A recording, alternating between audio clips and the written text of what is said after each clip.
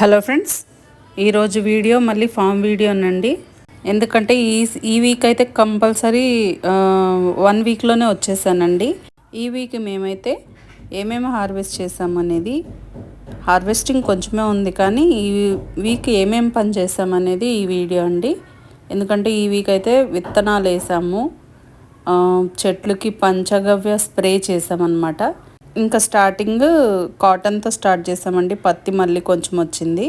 మళ్ళీ నెక్స్ట్ కాకరకాయలు అనమాట. ఇటు అమ్మ వాళ్ళ రూమ్ సైడ్ పక్కన ఉందని చెప్పాం కదా, మళ్ళీ ఒక 1/4 కిలోకి పైనే వచ్చేసాయి అన్నమాట. తర్వాత ఈ కాకరకాయలు ఏంటంటే చూడండి మళ్ళీ వచ్చేసాయి. అయితే కోళ్ళు వెళ్ళేసి మొత్తం కింద ఆకులన్నీ తినేసిందండి. అటు సైడ్ నుంచి గ్యాప్ ఉందన్నమాట. అయితే ఇప్పుడు ఈ నెట్ కూడా చేంజ్ చేసి ఇక్కడ కూడా వేరేలాగా సెట్ చేస్తున్నామండి. ఆల్రెడీ మధ్యలో ఉన్న ప్లేస్లో నెట్ ఉండింది కదా, అంతకుముందు మీరు గమనిస్తే. ఇప్పుడు అది తీసేసి వైరింగ్ వేయించామండి. వైరింగ్ అంటే అది కూడా నెట్ వేయించామండి. అది కూడా చూపిస్తాను ఇప్పుడు వీడియోలో.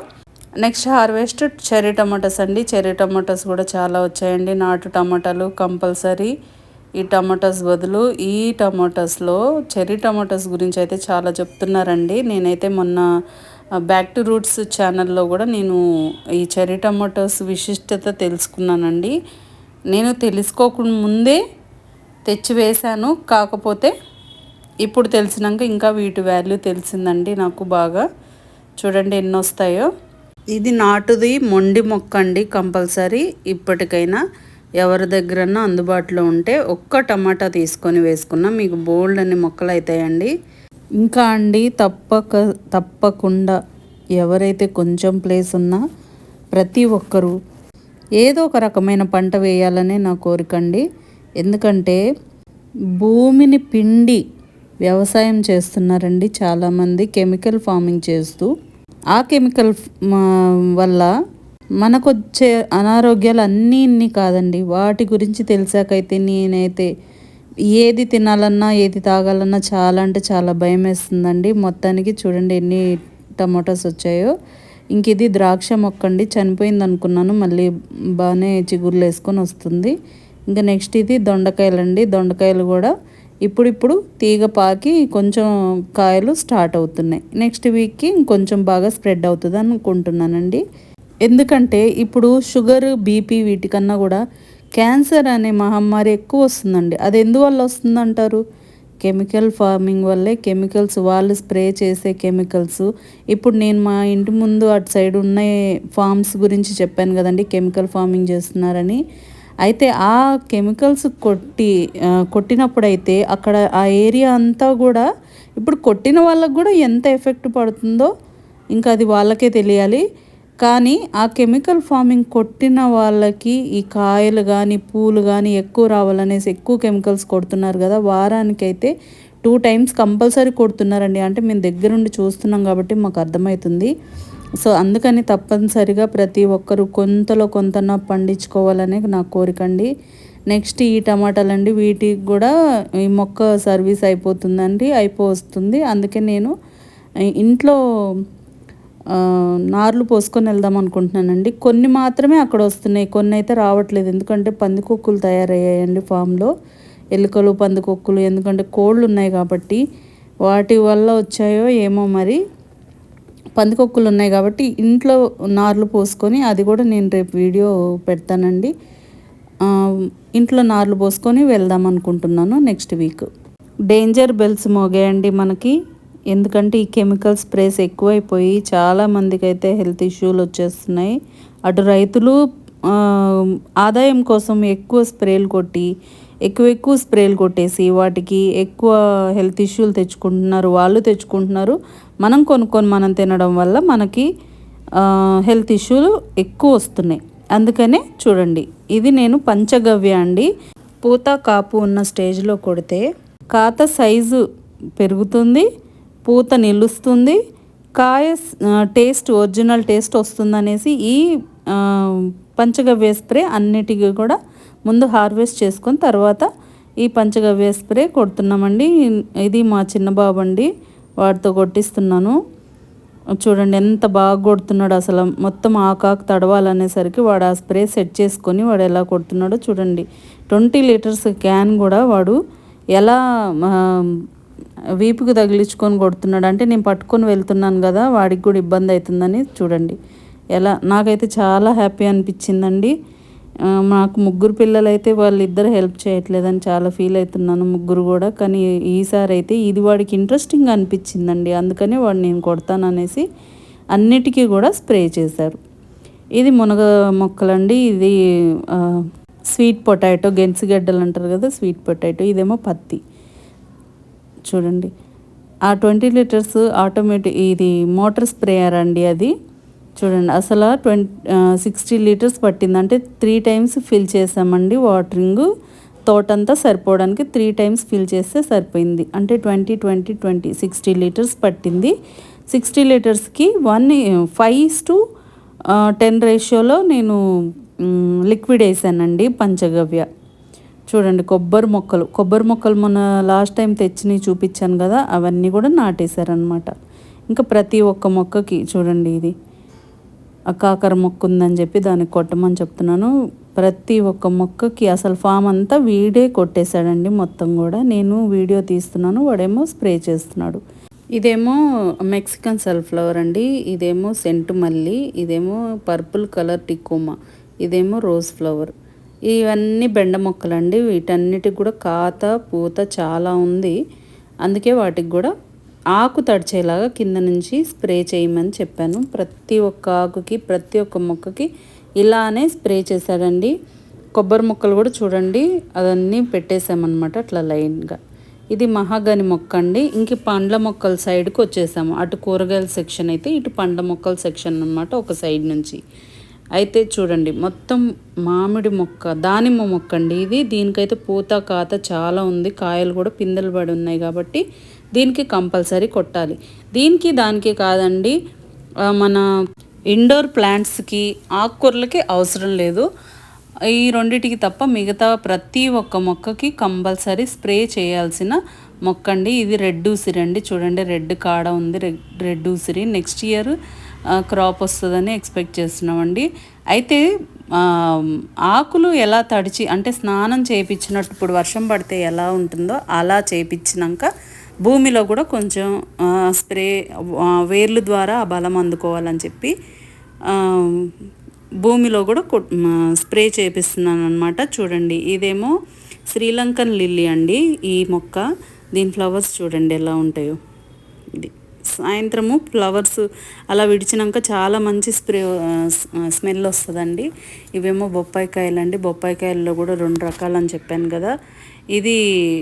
ఇదొక రకము, పొడుగుది ఒక రకం అండి. ఈ 2 ఇది అంతా కాయలతోటి ఉంది కాబట్టి వీటికి ఎక్కువ చీడ ఆశిస్తాయండి ఆకులకి. అందుకే ఆకులు కింద, కాండానికి కింద, భూమిలో మొత్తం స్ప్రే చేయమని చెప్పానండి. చూడండి ఆకుల కింద కూడా ఇది ఒక రకం అండి. వీటికి బొప్పాయి ఆకులకైతే కంపల్సరీ స్ప్రే చేయాలండి. చూడండి చీడపట్టిన ఆకులు తీసేసి మెయిన్ ఆకులకు మటుకు కింద నుంచి స్ప్రే చేయించాను. ఇది మల్బరీ మొక్క అండి. వీటికి కూడా పూత కాత రావాలని చెప్పి అలా స్ప్రే చేపిస్తున్నాను. ఇదేమో నేరేడు మొక్క అండి. నేరేడు మొక్కకు కూడా ఇంకా పూత కాత స్టార్ట్ అవ్వలేదు, కానీ ఈ చీడ రాకుండా ఉండడానికి కూడా పనికొస్తుంది ఈ పంచగవ్య.